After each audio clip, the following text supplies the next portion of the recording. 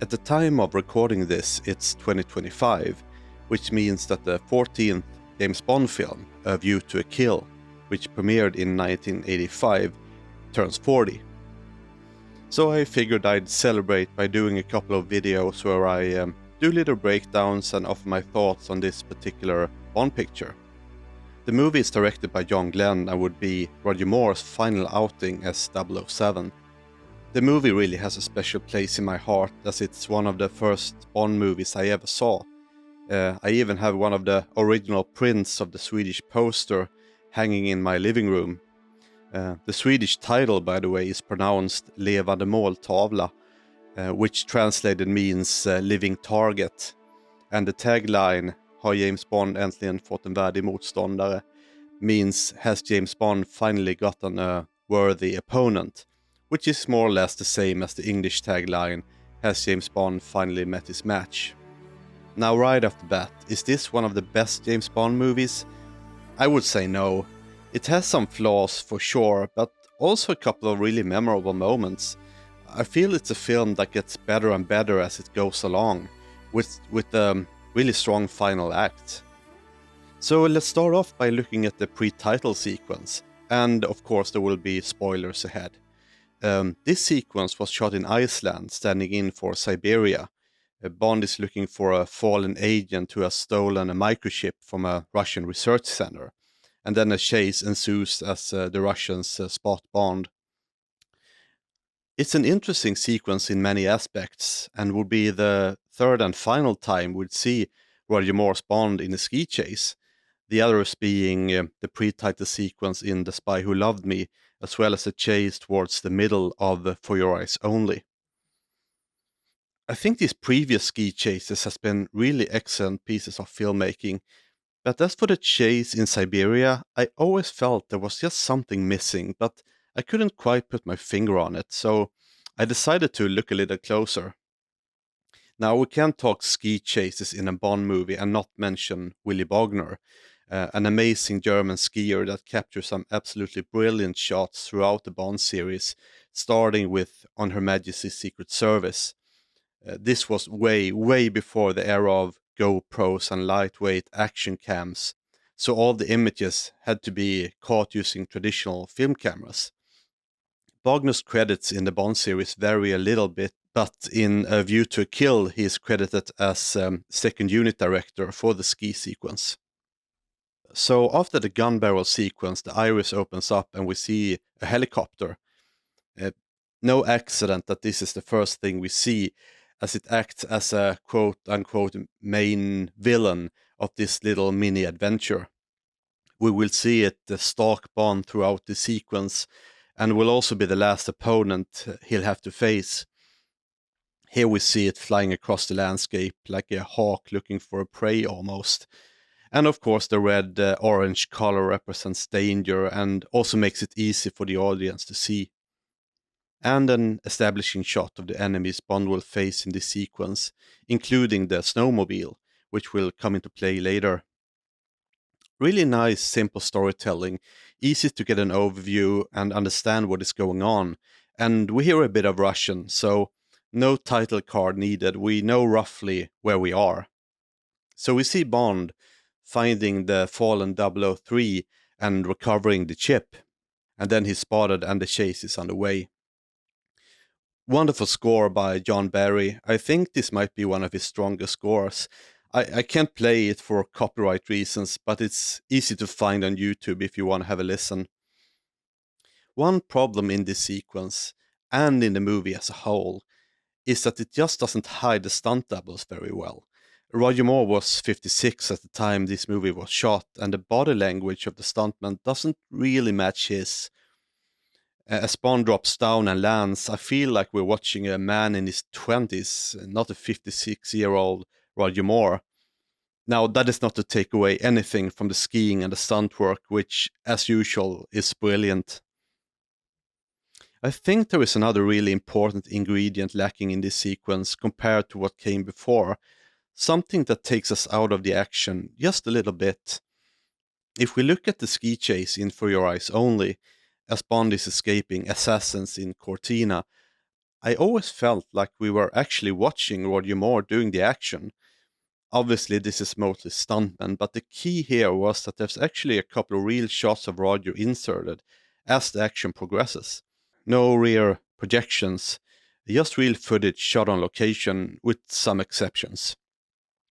It's not that many seconds of screen time, but these little additions are crucial to create the immersive experience. In The Spy Who Loved Me, we also see close ups of Roger doing the chase. These are done in the studio and are a little dated by today's standards, but still, we never feel like we are losing the actor among all the action. And for those who doesn't know, rear projection is basically when film footage is projected behind an actor. If we look close at this Siberian ski chase, there's not a single shot of Roger skiing, not even in front of a rear projection screen. We might not even think about it, but subconsciously we are losing a little bit of emotional investment. I figured time didn't allow for Roger to travel to Iceland during the shoot of A View to a Kill, which meant that his appearance had to be limited to more or less just static shots in a studio, often in close up.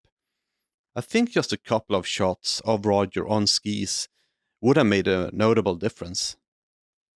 Again, amazing skiing by the stunt people, and of course, not without risks.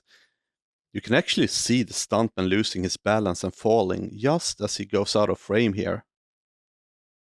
I think another piece that is missing is the amazing shots from Willy Bogner himself.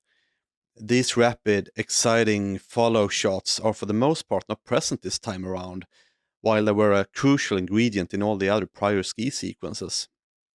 I can only really spot one, while the rest is mostly locked off shots or pans, which doesn't quite have the same kinetic energy, even if the action itself being captured is impressive.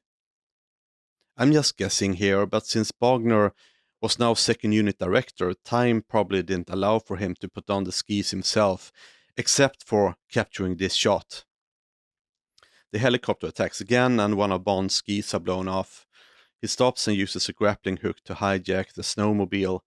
Again, great stunt work. In a series with such great, rich history of amazing stunts, some of them are bound to be overlooked, but it doesn't take away from any of the work these guys put in. So Bond is on the snowmobile and the helicopter attacks again. And yeah, this insert shot of Roger doesn't look all that convincing. The rear projection doesn't really match, and the light on Roger himself feels very much like studio lighting.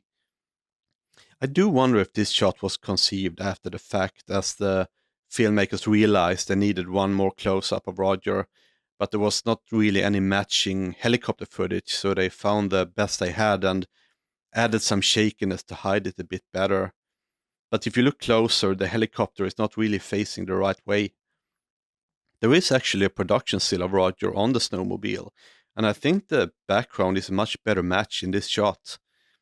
But it's most likely a traditional montage, judging by the matte line around Roger. The shot of the helicopter is also very similar to one of the lobby cars released during the promotion of the movie. I would argue that this moment would have worked better without the close up, even though I've spent so much time complaining about the lack of close ups. But I think in this case, cutting this shot would have been the right call. So Bond jumps off the snowmobile and it explodes, and Bond picks up one of the runners and uses it as a snowboard. This scene is often referred to as the invention of snowboarding. I think what it did was bringing snowboarding into the public awareness, but snowboarding had actually been around for quite a while before this was shot. But of course, it was nowhere as mainstream as it is now. Nevertheless, for the time, this was a very inventive scene that showed something most people had never seen before. And I think sometimes we forget the impact this had back in 1985. But of course, the filmmakers, for whatever reason, chose to include a cover of the song California Girls as Bond is snowboarding. And it is a bit jarring, but luckily it doesn't last all that long. I think just playing the Bond theme itself would have been a better choice. But I must admit that the song has sort of grown on me over the years, a little bit. I think this Russian And this one is supposed to be the same guy. The guy doing the screaming sounds very similar. I never actually picked up on this until now, but I think the joke is that there's one Russian guy that just can't stand up straight. So Bond surfs away from the Russians and the helicopter makes a comeback. Bond fires an emergency flare and down goes the helicopter. Quite an inventive way of hiding the double with snowflakes on the lens. At the same time, I don't quite understand why they didn't just use Roger, as they clearly had built a matching set in Pinewood Studios. Great little editing trick just to give it a bit more punch. The flare is actually fired twice if you look closely. And a really nice shot here. Probably done with two timed little explosions, one as the flare goes off, and one in the helicopter model about a second later, and then a red flare added in optically. At least that's my best guess how they pulled this off. Hitting a small door with an emergency flare like this would have been extraordinarily difficult. Whatever might be the case, it looks flawless. All in all, a nice scene and quite an inventive way for the helicopter to be downed. Bond spots a hatch in one of the ice floats and enters what's in the screenplay referred to as a camouflaged launch. And here we have Mary Stavin, a Swedish actress who also had a role in Octopussy. It's never explained if this is supposed to be the same character, but I guess technically it could be. Bond shows the microchip, and then he does, well, Bond things. And then we head into the main titles with the epic title track by Duran Duran. So that's it. A little bit of complaining and nitpicking on my part. Still, I would never refer to this sequence as bad. As a whole, I think it works fine and it's really clear what is going on. But I think with some minor tweaks and changes, it could have been even more memorable. So thank you for watching, and I'll see you again next time.